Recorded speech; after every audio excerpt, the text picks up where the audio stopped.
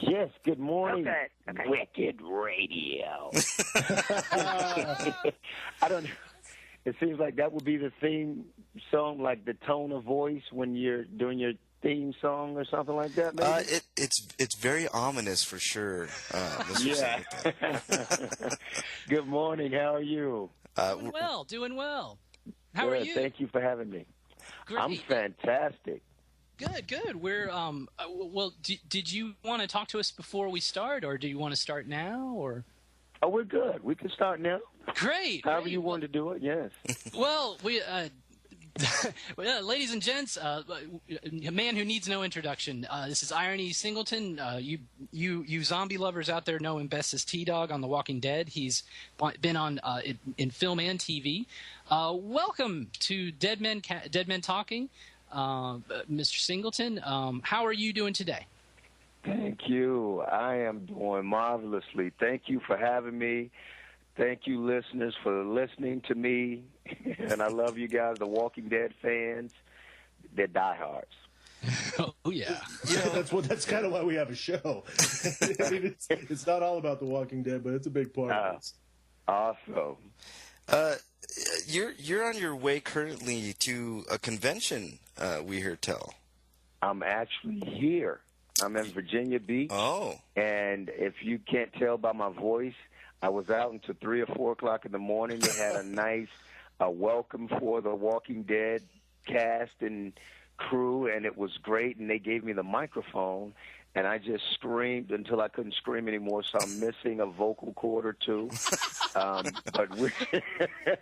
But I'm still here. Hopefully you can understand me. Oh, yeah. You sound great. You sound great. Oh, So good. Blood on the beach there in Virginia Beach, you said. Yes. I'm looking to have lots of fun. It started as soon as I touched down off the airplane. I was accosted by like a whole softball team full of like teenage softball girls, and they ran over to me. T-Dog, as soon as I walked through, as soon as they saw me, yes, I got off the plane, and they were like, T-Dog. People looking around like, what? What's this about? They're like, oh, my God, I'm so sorry you died. So it's been an emotional week, to say the least. Yeah. Everybody loves T-Dog, man. Oh, wow. Thank you, brother. I appreciate that. It's been great. One thing I want to say, IronE, before we continue on with our line of our huge inquisition of you, is everything that I've seen, like everybody that's interacted with you, either via Twitter, via call, via wherever, I've seen you out in public, whatever the case is, nobody has a bad thing to say about you. Wow. I mean, I've never seen one. You know how you get these celebrities that just get too full of themselves, and they don't have time for people. They just want to get from point A to point B. Nobody ever has a bad thing to say about IronE Singleton. So I just wanted to throw that out there to you. Oh, thank you so much. Yeah. That's so moving and so touching. It's like, and if that. Hearing something like that touches me more than anything, because that's why I walk this earth, really. That's the main reason why I wake up every day, because I want to give as much love to everybody I can. I want to give as much appreciation to humanity, because when my mom died, I've told this story quite a few times, but when she died when I was 18, I didn't care to live anymore. Yeah. I was done with life. And, I had an epiphany, and once I had my epiphany, God told me that the reason why you are here is to love and respect and appreciate everybody, and also to make sure that my mother's death wasn't in vain, because she was a crack addict and she was an alcoholic. So to most people, they would say that was just a wasted life. And for me, the way I honor her is by treating everybody as kindly as I possibly can and loving everybody, because it says to me that my life is worth living. And if my life is worth living, then that means that her life was worth it. Yeah, so she absolutely. didn't die in vain. She didn't live in vain. So, and that's why I'm so touched when I hear something like that. So I appreciate it. Thank you. That's probably one of the coolest things I've ever heard. Yeah. Absolutely.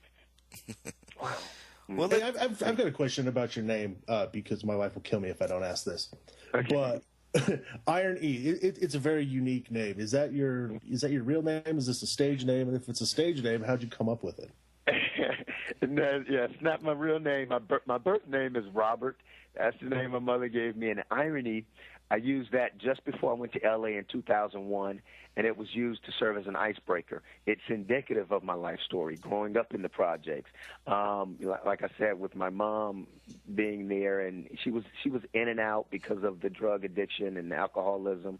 My father, I saw him twice in my life. My brothers in and out of jail, and my family members. I grew up in a home where there were hustlers and gangsters and pimps and, like, literally all of this stuff. So I was bombarded by all of this, and I became a product of my environment, and now I started selling drugs. And I carried a pistol just for survival purposes. And then I ended up at the University of Georgia. Like I said, after my epiphany, things just changed, and it made me more driven. I was more motivated to make life count for not just me, but not just my mother, but like all of humanity. I just wanted to contribute something positively. So I ended up at Georgia studying theater, and then here I'm talking to you guys after The Blind Side, and The Walking Dead. So that's the irony, because statistics said as a young black male from the projects, I would be dead by between the ages of 18 and 21. So it's ironic that I'm here today to talk about it. So that's where irony came from. So you beat the odds. That's awesome. Yes, yes, I did, but it wasn't just me. It was a higher power. I'll tell you, just give you a little more detail to my mom's death. When she died, I was in my room, and I was on my knees, and I was just crying uncontrollably. And there was a car. It came around the corner, and its headlights reflected off of my wall. Because I asked God, literally, I said, I need something right now. I don't care to be here. Show me the light. And that's basically, and I know that's like a common phrase that people use or whatever, perhaps, but I actually said this in my mind to God, having conversation with God, and that's when the light appeared. The headlights reflected off of my wall, and it illuminated my entire room, and it was unbelievable. It was the most incredible experience I'd had in my entire life. And so from that point on, I said, I am living to please God, because that's why God spared me. And then God said, tell your story. You have to tell your story. And I put it off for a long time, guys, and I put it off for about 10 years. And that was 10 years of the most struggle I'd ever experienced outside of the projects. Of course, the projects is in a league of its own. That's another world. But outside of the projects, it was 10 years of getting the power turned off and so many different things. And my wife stood by my side. And I finally decided to tell my story with a one-man show. And that was 2008. I was never able to procure an agent until I told my story and I did my one-man show. A week after that, they contacted me and the agency. And they said they wanted to represent me. And then a couple of months after that, I had my first major audition ever, first major Hollywood audition, and it was for The Blind Side, and the rest is history. Yeah. So. Speaking of The Blind Side, I mean, your character Alton in that is probably not indicative of the person that you are, but there's probably a piece of you that you used in that movie. But my question is, obviously people probably know you best for those two roles, The Blind Side and The Walking Dead. What's the difference between shooting a movie per se and shooting a series like The Walking Dead? I'll say that shooting a series like The Walking Dead, you have time to develop the character over so many seasons because you're there every day. With The Blind Side, I shot maybe 2 weeks max. And all of your homework has to really be done before you shoot, because then you're going to have a whole bunch of should have, could have, would have. Like, I should have done it this way. I should have played it that way. But with TV, you always have time to go back and maybe you could tweak the character a little bit here and there because it's nonstop. So that's as far as the character is concerned. That's what one of the differences is. And as far as production, it seemed like every day we were shooting a movie, on the set of The Walking Dead. It's kind of like we were shooting a big budget movie. So there's not much of a difference with that. Yeah. I okay. really appreciate you sharing your that is truly an inspiring story. We really appreciate you sharing it with our listeners. But a lot of obviously a lot of our listeners are big zombie heads, big zombie fans, and we're wondering, can you share your favorite zombie kill from The Walking Dead? Wow. And I don't know if I can refer to it as my favorite kill, but it was my most disgusting kill because it was the whale walker scene. That was my favorite. From season 2. Yeah. And I gagged. Guys, I could not stop gagging. And I think that the director, Billy, he thought that was just something I was choosing to do for my character. And he was like, okay, IronE, the gagging is good. He said, but could you give me one without the gagging? Let's do one without the gagging. I'm like, I can't help this. I'm not trying to do this. This is just, I can't control it. He's like, oh, because that thing was so nasty and disgusting. So I enjoyed bashing in its brain. So that was a good kill. That scene made me gag too. So it was very convincing. That was like my favorite kill from season 2. Oh, wow. Yeah. Thanks. Speaking of season 2, I got a question for you. In season 2, all right, Dale showed compassion for Randall, and he wound up getting killed later that episode. In season 3, last episode, tdog was the one to show the compassion for the prisoners, and then he got killed. Is there a correlation between compassion and dying on the show? And if so, should the other characters be worried? Be like, I don't want to read this part in the script because that means I'm going to die. Right, probably. Whenever they see something that requires them to get a little compassionate or whatever, they should run in the other direction, maybe. There's definitely a correlation. When you see them speaking out for, humanity and, like, it's about, loving each other, I guess, that next episode, they may not be around. So, yeah. So there's a pattern to this. All right. I'll know the next time somebody says, I don't think we should kill this person. They'll be like, all right, you ain't going to be around next week. Right. Just look out for it. Start digging your grave. Yeah. Exactly. This past episode was a deeply emotional episode. Obviously, T-Dog's character, your character T-Dog had one of the most heroic things that we've seen in the series to date, one of the most emotionally wrenching scenes.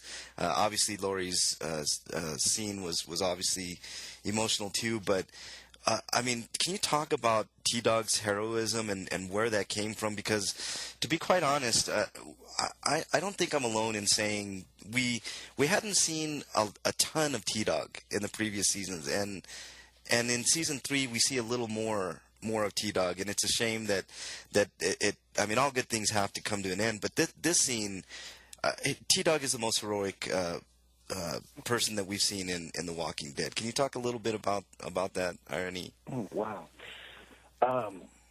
Of course. I think that T-Dog became more of IronE in season 3. It seems like that's the traits that T-Dog displayed in season 3 are more similar to who I am as a person. That's something that I would do in real life. Sacrifice myself for the next person. Sacrifice myself for, all of humanity. If I could, that would be me. I think that it just showed that the execs really got to know who I was over the seasons, and also it was their way of expressing their gratitude and appreciation. And I know this for a fact because Glenn Mazzara and Gail and Tom Luce, our line producer, executive producers, they expressed that to me. So it was just basically their way of showing me love and appreciation, and it made me feel really good that they would allow T-Dog to sacrifice himself in such a heroic fashion, the way that they allowed. And I think it was because they understood a little more, a lot more about who I am. And even that last line, guys, one of the last lines T-Dog said was, "This is God's plan." Do you remember that? Yeah, I do. I watched it again last night, and I noticed that for the first time last night. Yeah, and so that wasn't in the original script for episode 4. But all the writers, they had finished the script. They had finished it. And Glenn Mazzara, who's the showrunner, he's over the writers and everything. He said, okay, let's add this to it. This is God's plan. And he said, everybody was like, huh? You know, like gave him that Scooby-Doo gesture, you know, and he was, and they looked up and he said, just trust me, this will work. Just put it in there. And he put it in there, and I've gotten questions about that, and they're like, it seemed so, in interviews, they say, it just seemed, did you ad-lib that? Because it seemed like so you, and it seemed like that's something you would have said. And it is something I would have said, and I think that was Glenn just understanding who I am. I didn't have as much interaction with the other writers. On a couple of occasions we met and talked, but not like I did with Glenn. And I think that Glenn just understood me more. He's like, this is irony in a sense, so I think it'll ring true with people because this is what he embraces in this life, you know? I don't call myself a religious individual per se, but spiritual. And that's how I describe that. That is I really honestly, when I saw that scene, I just ad-libbing or whatever. Yeah, that's awesome. I did not know. It's a really good story just about Glenn and your relationship with him. That's great. That's great. But how long? I think you obviously we like to watch you on the Talking Dead too. But how hard was it to keep that secret? I mean, it's been. I mean, was it a couple months or was it a couple like? It was 4 to 5 months. I knew oh my God! That is. I knew this in June, and because I'm like, I'm not going to lie to anyone. I'm not going to do that. So I had to kind of become a politician and work around the question. People would ask, "Are you going to die? You're not going to die, are you?" I said, I'm going to do the best I can. I'm just going to fight to the end. And I was like, I don't know what else to say. To not lie, to keep from lying. I was like, I can't lie. So I just continued to say the same thing over and over again. I knew I was gone, but it was such a load on too to not be able to talk about that. And once it happened, I was like, oh wow, I'm just so I'm so relieved right now. So it's good to be able to talk about it. You could have just gave him Glenn Mazzara's answer he gives to everybody pretty much on Twitter is no spoilers, please. Oh, right. Oh, that's what he says? Yeah, all the time.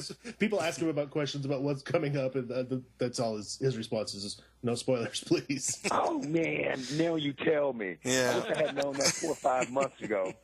Like, and I'm having a hard time not telling my kids what they're getting for Christmas. So 4 to 5 months. You're a stronger man than I. Oh my goodness! No, that was tough. That was tough. Yeah, it was. The final question that I have, and I don't know if these guys have other questions, but the final question I have, IronE, is on the set. Was it an emotional scene?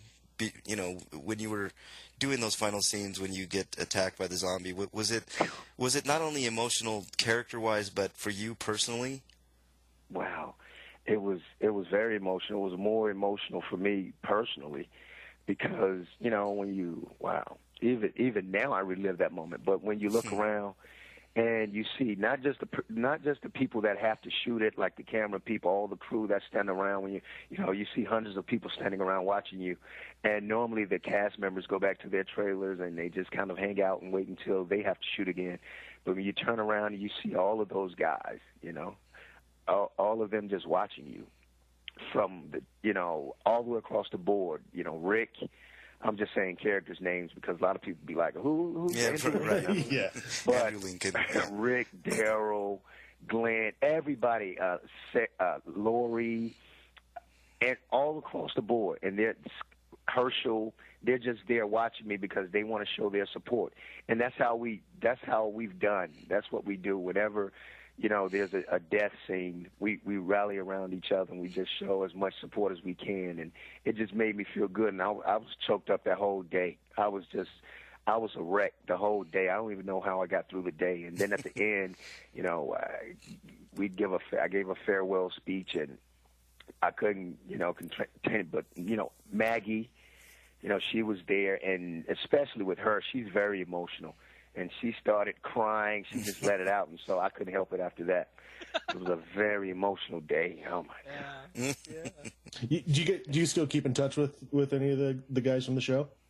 Yes. Oh yes, we keep in touch with each other. I had a viewing party for the first episode, and everybody was in New York at New York Comic Con, and only Andrea Lori Holden and Herschel, Scott Wilson, were supposed to come, but then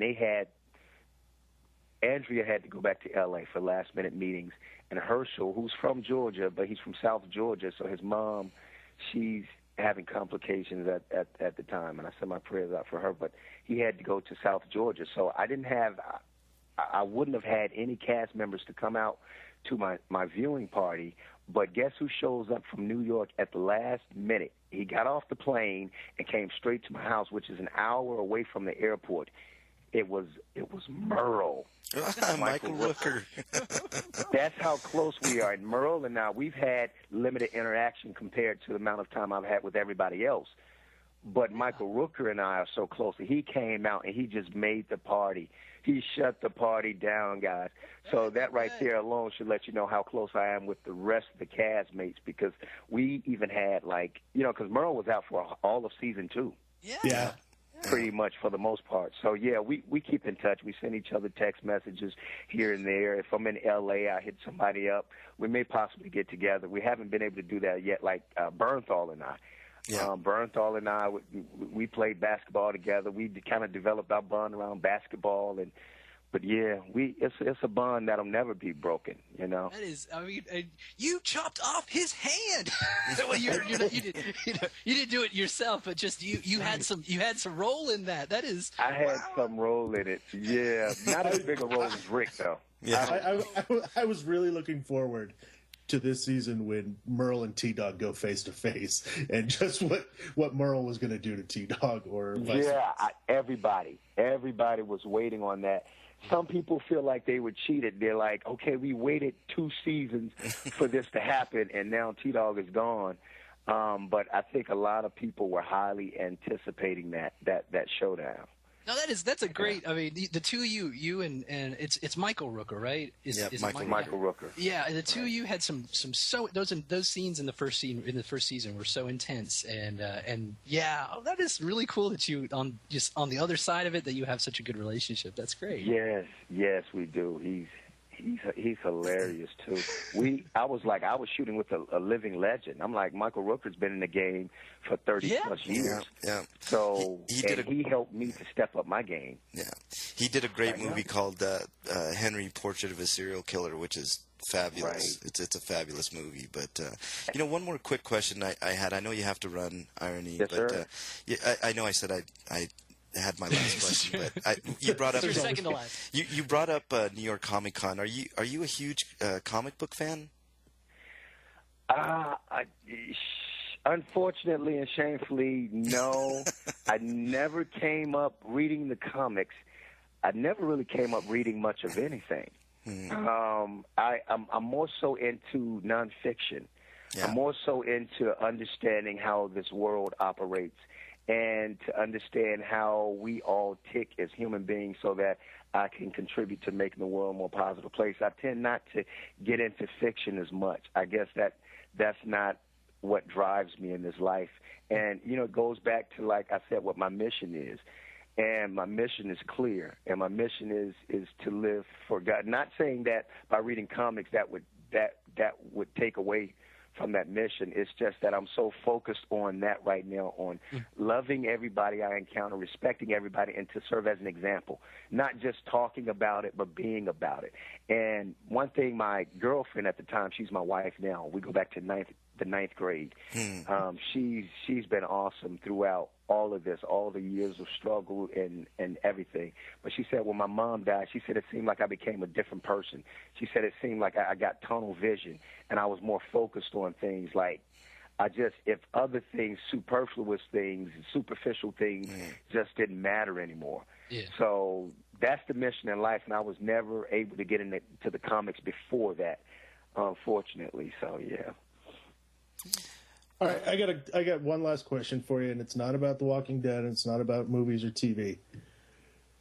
You're a big Georgia Bulldog fan. You played for him, correct? Correct. Go down. I love the Bulldogs. I've got two myself. But who's going to win the SEC? Wow. We are going to win the SEC. There you go. That is the answer I was looking for. You heard it here first, folks. Yes. We will win the SEC East. Go Dogs. And I'm always optimistic, though. I bleed red and black, and I'll say we're going to take care of Alabama, too. Why not? There you go. Why not? I love if that anybody's prediction. going to do it, I think the Dogs are going to do it. So Yes, I they're think we could do it. They're going to catch them napping. I love that. Yes, exactly. Because look what LSU did. LSU had the game. Yeah. They had it. They're They not gave it invincible away. anymore. Yeah. They gave it You away. know? Yeah. What's that? They said they gave it. LSU gave it away. Gave it away. They gave it away. They're human now. We all thought before that game they were invincible. We thought they were Ivan Drago. Yeah. That's right. but They're human. Alabama has a chink in the armor now, and people. That's right. You know, they just gotta. So yeah, go Dogs, go Dogs. Yeah. I think that we can do it though. If anybody can do it, I feel like if anybody in college can beat them, it's Georgia. So go Dogs, sick 'em. Hey, Rick, did you have any more questions before? I'm just I'm basking in the glow here. I have to give you one shout out from one of our affiliates on our network, and that's from Get Out the Room. They just tweeted me and they said give IronE a big shout out from Get Out the Room cast. So Awesome. Hey, I appreciate you guys. I love you guys and love what you do. I wish you continued success, and I love your listeners. Thank you for all the support. Thank you for supporting The Walking Dead, tdog, IronE. And I have a couple of projects coming out, if you don't mind me mentioning them. Please. I have a project with Nev Campbell. My voice went out because I partied until 4 o'clock in the morning, guys.